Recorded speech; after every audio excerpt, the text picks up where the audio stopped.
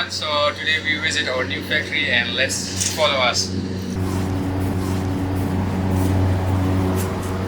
So you guys can see behind there are three buildings. The first building, building A, is the factory office. Okay, so you guys already seen there are different types of resin in each block.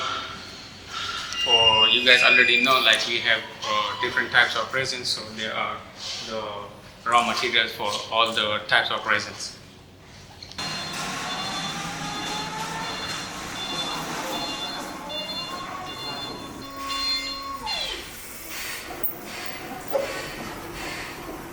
You can see the building B is the resin plant.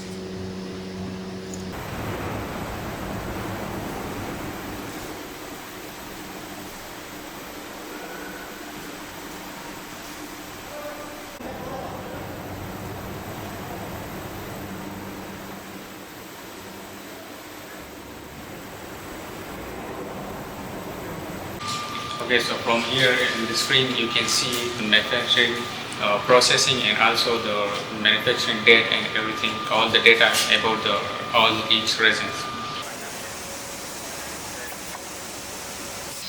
Okay, so here the third one and the last one is the filament plant here, and I'm very excited to visit here.